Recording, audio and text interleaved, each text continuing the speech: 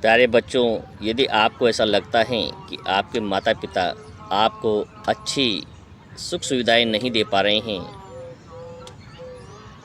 और अच्छे कॉलेज और अच्छे हॉस्टल्स में नहीं रख पा रहे हैं, इस वजह से आप शिक्षा के अंदर पिछड़ रहे हैं, तो आप बहुत ही गलत सोच रहे हैं।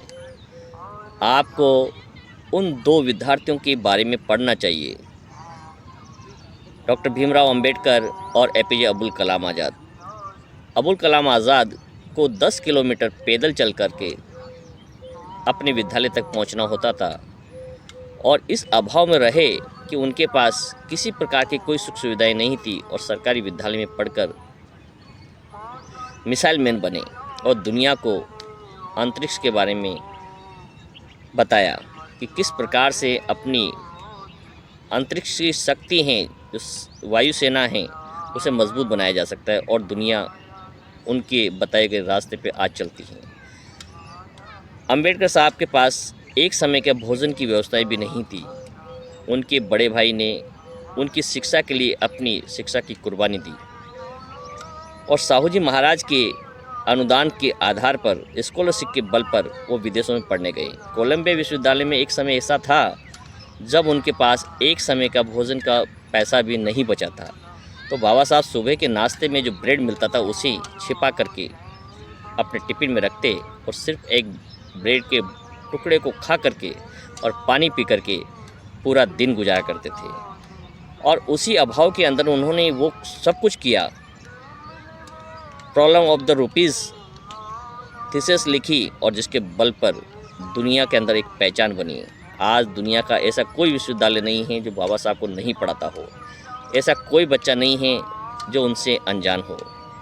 तो अभावों को अपनी कमज़ोरी न बनाएं। पढ़ने वाले बच्चे के लिए सिर्फ मिनिमम आवश्यकता चाहिए, अच्छे टीचर्स चाहिए, अच्छी बुक्स चाहिए, उसके अतिरिक्त उसे कुछ नहीं चाहिए। और यदि आप बार बार यही रोना रोते रहे कि आपको अच्छे कॉलेज नहीं मिले, अच्छी सुख सुविधाएं नहीं मिली, तो जीवन में आप कुछ भी नहीं कर पाएंगे, ये सर्वदा सत्य है। इसलिए अपने लक्ष्य को तय करें, अपना टारगेट फिक्स करें कि आप जहाँ भी हैं, जिस विश्वविद्यालय में हैं, जिस कॉलेज में हैं, वहाँ से आपको टॉप करना है। तभी जाकर आप अपना इतिहास बना पाएंगे और जिस लक्ष्य के लिए आपने घर छोड़ा है, परिवार छोड़ा है, उसे पूरा कर पाएंगे। और उन बच्चों के बारे में सोच कर देखना जो बच्चे असफल होकर वापस लौट आते हैं, उनको समाज में कोई महत्व नहीं दिया जाता है, न तो उसके परिवार उसका सम्मान करते हैं, न उसके रिश्तेदार सम्मान करते हैं। और जो बच्चे सफल होकर निकल के आते हैं, उन्हें पूरा ज़माना सल्यूट करता है। अब आपको तय करना है कि आपको किस जगह खड़ा होना है।